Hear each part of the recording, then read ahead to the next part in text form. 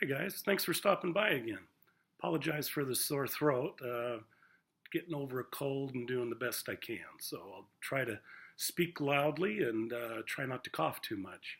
Wanted to talk to you today about a story about my great grandfather. And this is a picture of him right here.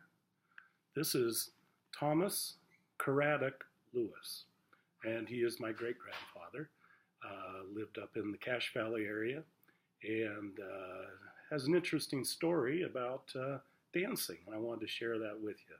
Also, want to especially thank all my guests who are coming from Russia and Poland who have been looking at this blog, and hope you're enjoying it. And as much as I'm enjoying putting up these videos every week, or most every week anyway. I did miss Mother's Day last week, and hope everybody had a nice Mother's Day. So, Thomas Craddock Lewis is my great grandfather, as I mentioned, up in the Cache Valley area, and born in the 1870s.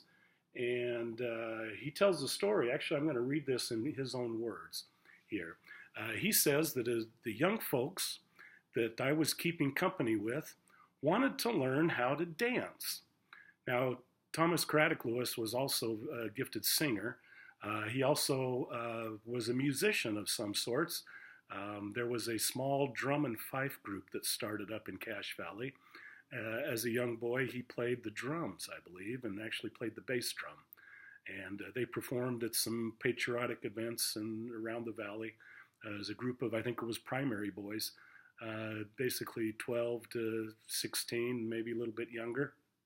And as he got older, anyway, these group of friends decided it was important to dance.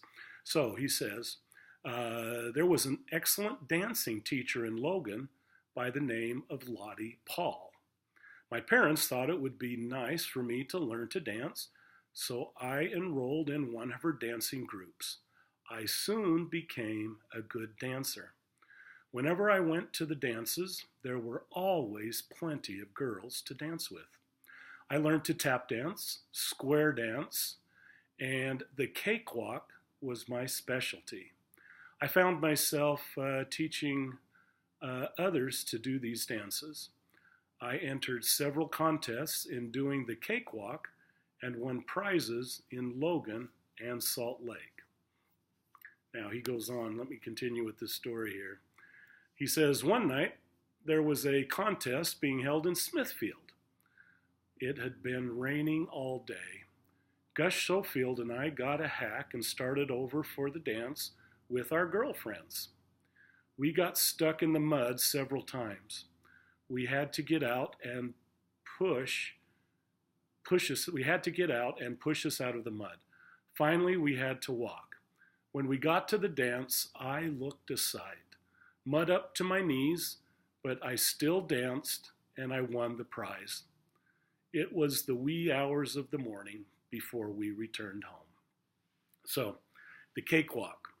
I did not know what the cakewalk was. I've been to parties before where you have kind of a musical chair type thing, and sometimes you could win a cake if you were the last one standing. That's not what the cakewalk is. Did a little bit of research on the cakewalk, and the cakewalk, and actually if you look down below, I'm going to put, I think, 2 links to the cakewalk. And this was a little bit of turned into a little bit of a controversy in the 1960s, but let me tell you what I found out about the cakewalk. The cakewalk was a 19th century dance that was invented by African Americans, usually on southern slave plantations, to satirize the stiff ballroom promenades of white slave owners. So they would get dressed up on these slave plantations, and the slaves were often asked to perform for guests of the white slave owners, and the best dancers at these exhibitions or these cakewalks would receive a slice of cake. And so it was kind of a satire performed for primarily the slaves, but then the white slave owners became very interested as well because as you can see by the videos below, it's a lot of fun, really. Um, it says after the emancipation came, the tradition continued in most of the African American communities, and it became a nationwide fad in the 1890s and spread northward and westward.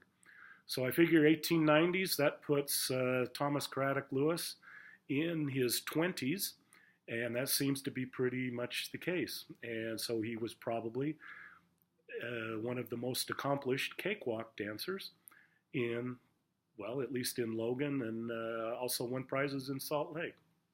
Now, the cakewalk continued on up until I know that the University of Vermont was still holding cakewalk festivals into the 1960s, and actually right at the turn of the century, the cakewalk became very much a part of a lot of the vaudeville or minstrel shows, and because of its popularity, almost usually was done in blackface by white dancers. Once women got involved, of course, the dance took on some different styles, which are shown below in some of the clips I've got off of YouTube. But the University of Vermont was holding cakewalk festivals up until the 1960s, at which point I think the civil rights movement decided that maybe blackface was not the most appropriate thing to do on a college campus. And so in the 1960s, the University of Vermont held the last of those. But I think at least I've never really understood the cakewalk until I did a little bit of research in regards to Grandpa Lewis's cakewalk adventures. My feeling is he did not do it in blackface, but just got the style down and probably had a pretty good sense of rhythm. So there's my cough. I guess I'm going to quit right there. I hope you enjoy the clips below, and if you've got happy feet, I think you can trace those dancing genes back to great-grandpa Thomas Craddock Lewis, who was, I guess, the only dance competition winner that I know of in our family tree, and maybe you've got some of those genes too. Hope you have a great week. We'll talk to you next time. Bye-bye.